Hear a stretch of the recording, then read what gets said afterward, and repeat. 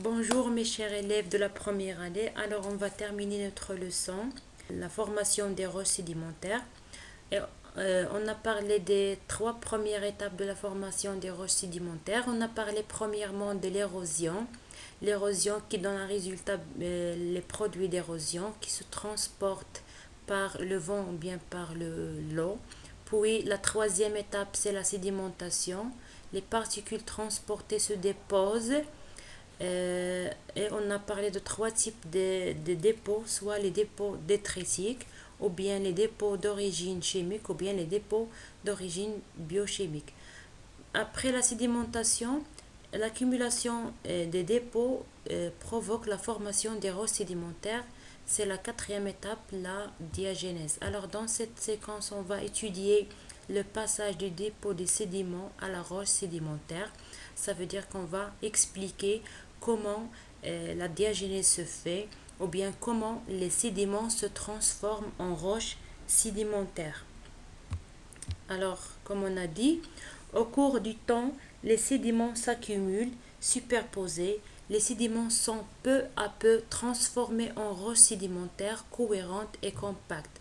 Ça veut dire que les sédiments se transforment peu à peu, ça veut dire que ça prend du temps en roches sédimentaires cohérentes et compactes et solides. Alors, comme on a dit, après le dépôt, les sédiments meubles subissent des processus qui les transforment en roches consolidées. On parle alors de la diagénèse. Alors, la diagénèse, c'est l'ensemble des processus, comme on a dit, physico-chimiques. Cette vidéo, on va, ou bien dans cette séquence, on va, ou bien pourquoi on dit physico-chimique, par laquelle les sédiments sont transformés en roches. Alors, on va étudier dans cette séance comment la consolidation des sédiments se fait. On commence notre première activité par la comparaison entre le sédiment et la roche sédimentaire.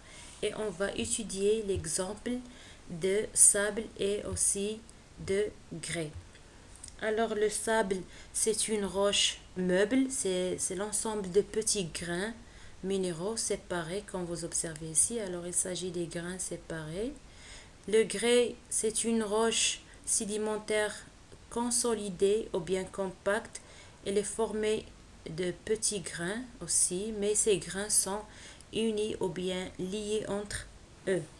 Alors, le grès et le sable sont deux exemples de roches qu'on trouve souvent sur la même plage ou bien le même milieu.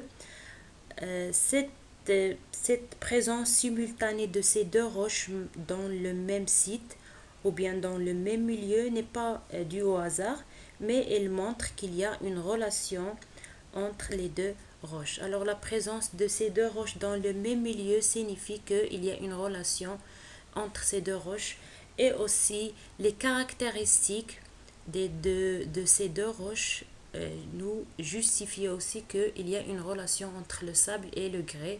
Et comme ça, on va étudier quelques caractéristiques, la couleur et la composition et aussi la structure de ces deux roches. Alors pour la couleur, on remarque qu'ils ont la même couleur.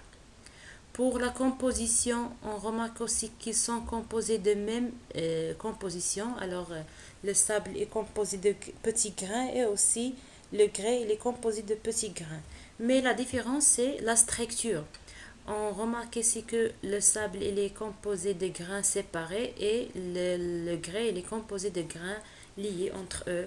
Alors, il a une structure compacte ou bien consolidée et le sable a une structure meuble. Alors, comme on a dit, le sable est l'ensemble de petits grains minéraux séparés et le grès est une roche sédimentaire dure formée de sable dont les grains sont unis par un ciment. Après, on va voir ça veut dire quoi un ciment et comment le ciment se forme. Alors après, comme ça, on peut distinguer que la roche de grès est constituée de sable, du sédiment de sable. Ça veut dire que le sable, après consolidation ou bien transformation, nous donne le grès. Ça veut dire que le sable donne le grès. on passe à un autre exemple et on va étudier les galets. Alors vous avez ici l'image des galets isolés. Alors les galets, ce sont des cailloux usés et polis par le frottement. Alors ils ont cette forme à cause du frottement de l'eau au bord de mer ou bien d'une rivière. Et les conglomérats ou bien roches de le conglomérat, c'est une roche sédimentaire. Alors si vous observez bien, on remarque qu'ils sont de même composition, les galets ici, mais ici les galets sont isolés et ici ils sont consolidés et compacts. Alors la même chose pour les galets et les conglomérats. On peut trouver les galets et les conglomérats dans un même milieu ou bien dans le même site. Cela toujours signifie qu'il y a une relation entre les galets et les conglomérats. Et aussi, si on étudie, si on étudie les caractéristiques, soit la couleur, soit la composition de ces deux roches, on remarque qu'il y a une relation. Cela signifie que les galets donnent les conglomérats après consolidation. Alors, comme on a dit, galet est un caillou, bien les galets, il s'agit des cailloux polis et arrondis aux angles qui se trouvent sur le bord de la mer. Les conglomérats, c'est une roche formée par des fragments agglomérés. Alors, on peut distinguer que la roche de conglomérat est constituée des sédiments. C'est les galets, ça veut dire que les galets après diagénèse ou bien après transformation donnent les conglomérats, bien la roche de conglomérat. Alors la question posée ici, c'est comment ces galets se transforment en conglomérats et aussi comment les sables se transforment en roches consolidées ou bien en grès. Et comme ça, on passe à notre deuxième activité du sédiment à la roche. Ça veut dire qu'on va étudier comment les sédiments se transforment en roches. Alors, on commence notre deuxième activité du sédiment à la roche et comment les sédiments se transforment en roches sédimentaires. Et on va commencer par le sable, comment le sable se transforme en grès dans deux différents milieux. Et on commence par le milieu aquatique, puis on va étudier aussi la transformation du sable en grès dans un milieu aérien. Alors, on commence dans un milieu aquatique. Alors, vous avez ici un document qui montre. Alors, ce document, il nous montre les étapes de la formation d'un ciment et comme ça, la formation d'une roche sédimentaire ou bien la transformation du sable en grès ou bien en roche sédimentaire dans un milieu aquatique. Alors, vous avez ici un sédiment de grains de sable. Alors voilà les grains de sable, un sédiment. Alors ces sédiments s'enfouissent grâce à l'accumulation des couches successives ou bien au dépôt des couches successives de sable au fond de l'eau. Et cela mène à une augmentation progressive. Elle mène à une augmentation progressive de pression. Sous l'effet de cette augmentation de pression, l'eau sursaturée, alors l'eau sursaturée ou bien la circulation d'eau sursaturée. Alors l'eau sursaturée, c'est l'eau riche en minéraux sous la forme des soutes. Alors l'eau présente entre les grains a tendance à être chassée, ça veut dire la circulation de l'eau sursaturée. On a dit que l'eau sursaturée, c'est une eau riche en éléments des soutes, alors que les minéraux qu'il contient se déposent, elles précipitent et se déposent entre les grains en formant un ciment naturel. Un ciment naturel, bien sûr, qui unit les grains entre eux. Alors, je répète, premièrement, le sédiment qui est composé de grains de sable. Alors, l'accumulation des dépôts entraîne enfouissement et compactage. Et la circulation d'eau sursaturée, ça veut dire l'eau riche en minéraux.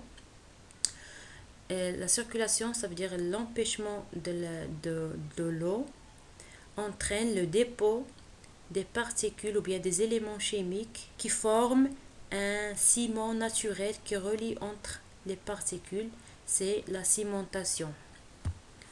Alors, la cimentation se fait par étapes. Premièrement, l'accumulation de couches de sable, puis enfouissement et augmentation de pression, bien sûr à cause de l'accumulation des couches ou bien des sédiments.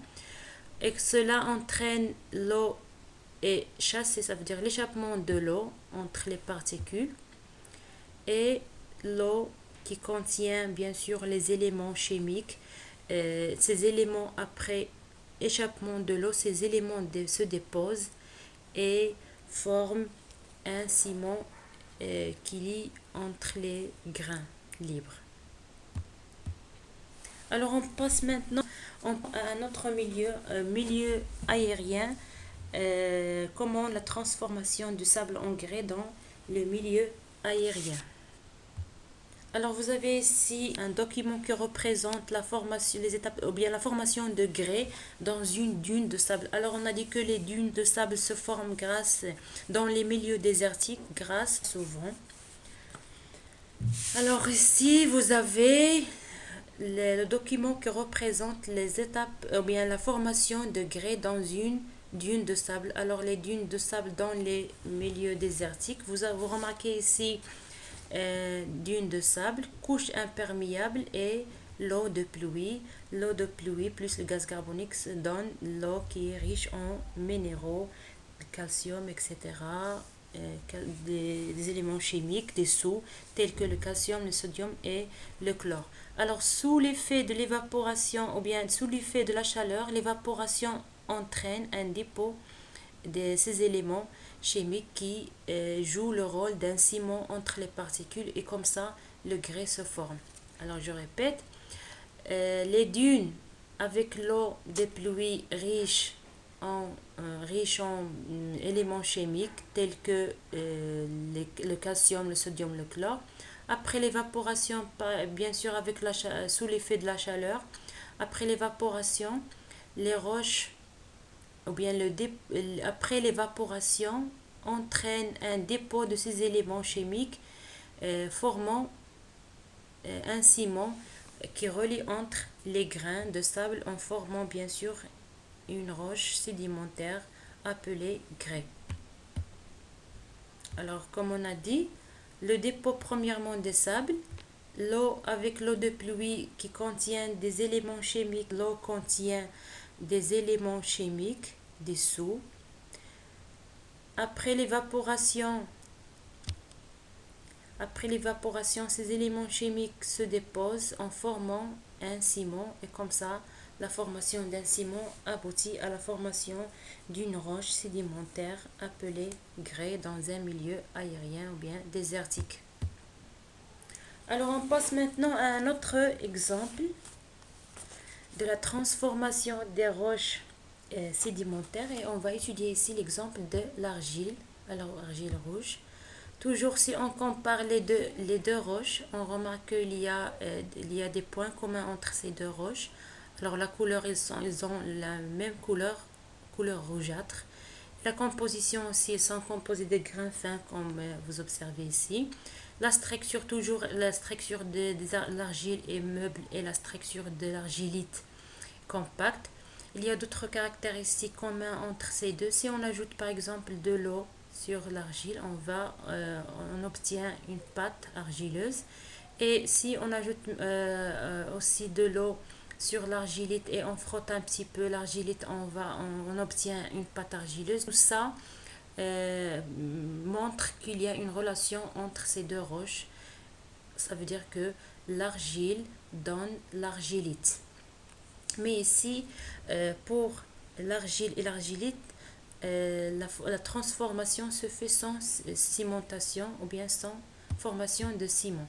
Alors, ce document nous montre comment l'argile se transforme en argilite. Alors, vous avez dans ce document la variation de la température, de la pression et de la porosité en fonction de la profondeur. Ça veut dire que lorsque la profondeur augmente, la température augmente, la pression augmente et la porosité diminue. Par contre, la température et la pression. La porosité, ça veut dire quoi? Alors, la porosité, c'est les espaces entre les grains. Comme vous observez ici, c'est la porosité. Alors, c'est les espaces entre les grains. Alors, avec la profondeur, les sédiments s'enfouissent lentement et on observe qu'avec la profondeur, la température augmente et cela donne une déshydratation, comme vous observez ici. Alors, la déshydratation aussi augmente avec la température et la pression. Mais lors de l'augmentation de la température et de la pression et la déshydratation, la porosité diminue. Alors, les espaces entre les grains diminuent. Cela signifie qu'il y a un échappement de l'eau entre les particules. Ça veut dire que l'eau sort. Alors, vous avez ici, par exemple, 60% dans ce niveau de l'eau et dans les grandes profondeurs, on trouve seulement 10% d'eau. Cela signifie que l'eau s'échappe. L'eau qui occupe les pores s'échappe et cela donne bien sûr un rapprochement entre les particules ou bien les grains se rapprochent entre eux. Et comme ça, l'argile se forme. Alors je répète, avec la profondeur, lorsque la profondeur augmente, on remarque aussi que la température et la pression augmentent. La température et la pression provoquent une déshydratation. Ça veut dire que l'eau qui occupe les pores s'échappe. Et comme ça, on remarque en premier 60% d'eau et dans les grandes profondeurs, le pourcentage d'eau diminue. Pourquoi? Grâce à la pression et aussi à la température. Et ici, la porosité, ça veut dire les espaces ou bien les vides entre les grains diminuent grâce bien sûr à l'accumulation et la déshydratation et aussi la compaction entre les grains. Alors ici, on peut constater que l'argile se transforme en argilite avec compaction seulement, sans cimentation, seulement avec compaction. Et pour cela, il est facile d'éroder l'argile. Il est facile d'éroder l'argile parce que les particules sont liées entre elles seulement en compaction sans ciment. Alors on a dit que l'argile se transforme en argilite. L'argile est une roche meuble et l'argilite est une roche sédimentaire à base de silicate et qui provient de la consolidation des éléments argileux. Alors pour bien comprendre comment les sédiments se transforment en roche sédimentaire, on va étudier cette manipulation. Alors on va placer dans un récipient du sable et on va verser de l'eau, on va ajouter de l'eau et on va laisser ce mélange quelques jours et on va remarquer que l'eau s'évapore et les particules se relient entre elles ou bien se unissent entre elles et comme ça le sable se transforme ou bien le sédiment se transforme en roche sédimentaire. Alors il est facile de faire cette manipulation. Vous pouvez essayer ou bien vous pouvez faire cette manipulation chez vous. C'est très facile. Vous utilisez seulement un peu de sable et vous ajoutez de l'eau. Puis vous attendez quelques jours avec la chaleur. L'eau va s'évaporer et va donner une roche sédimentaire. Alors comme conclusion, du sédiment à la roche consolidée, la diagénèse est un phénomène géologique qui consiste à transformer les sédiments en roches consolidées. Alors, on a étudié jusqu'à maintenant Comment le grès et le conglomérat se forment? Alors, les grès et le conglomérat se forment grâce à la compaction et à la cimentation. Mais pour l'argile, on a dit que l'argile se transforme en argilite seulement avec compaction et pour cela, elle est facile d'éroder l'argile. Alors, ceci, ça veut dire que la transformation peut se faire par cimentation ou compaction. Ça veut dire soit avec cimentation et compaction ou bien avec compaction seulement. Alors, la diagénèse comporte essentiellement trois processus. Premièrement, la déshydratation, pendant laquelle le sédiment perd de son eau sous l'effet de la pression et la chaleur. Ça veut dire que la déshydratation se fait avec l'augmentation, comme on a dit dans le document, de la pression et aussi de la chaleur. Avec compaction, ou bien la compaction pendant laquelle les particules se lient entre elles. La compaction, ça veut dire avec la pression et l'accumulation des particules, les particules se rapprochent entre elles et cela provoque une compaction entre les particules. Troisièmement, la cimentation, pendant laquelle les réactions chimiques aboutissent à la formation d'un ciment qui lie les sédiments. Alors, et comme ça, on va répondre aux premières questions. La définition de la diagénèse, on a dit physico-chimique. Alors, lorsqu'on parle de physico, ça veut dire la compaction. Ça veut dire la compaction entre les particules. Et lorsqu'on parle de chimique, ça veut dire la transformation des éléments chimiques ou bien la précipitation et le dépôt des éléments chimiques en formant un ciment. C'est des réactions chimiques. Alors, il s'agit des réactions chimiques. Et pour cela, on dit que la diagénèse sont l'ensemble des phénomènes physico-chimiques. Alors, physico, ça veut dire la compaction et avec la pression. Et chimique, c'est la transformation des éléments dissous dans l'eau qui se déposent et se transforment en ciment. Alors, comme bilan de ce chapitre, on a parlé de la roche-mère qui s'altère et s'érode, ou bien subit une érosion, soit mécanique ou bien chimique. Mécanique, par exemple, l'action des vagues ou bien les fortes pluies. Chimique, grâce à la réaction de l'eau acide avec les roches calcaires, par exemple. Alors, l'érosion qui donne des particules libres de différentes tailles, les graviers, les boues, les argiles, etc., ou bien même les particules dissous dans l'eau. Alors, ces particules se transportent soit avec le vent ou bien avec l'eau. Et après, le dépôt de ces particules donne des dépôts détritiques ou bien des dépôts d'origine chimique et aussi les dépôts d'origine biochimique. Alors, les dépôts détritiques, soit sous forme horizontale ou bien verticale, et on a déjà parlé de ça, on a parlé de granuloclassement horizontal et aussi granuloclassement vertical. Horizontal par exemple dans les rivières, etc., et vertical dans les lacs. Chimique et aussi biochimique. Après, l'accumulation des dépôts donne ou bien provoque la formation des roches sédimentaires. C'est la transformation des sédiments en roches sédimentaires par déshydratation, compaction et cimentation. Alors, bien sûr que après la diagénèse, la formation des roches, ces roches vont subir une érosion, transport, et ça se répète sous forme d'un cycle de roches sédimentaires. Alors, et comme ça, on a terminé cette partie. Merci de votre attention.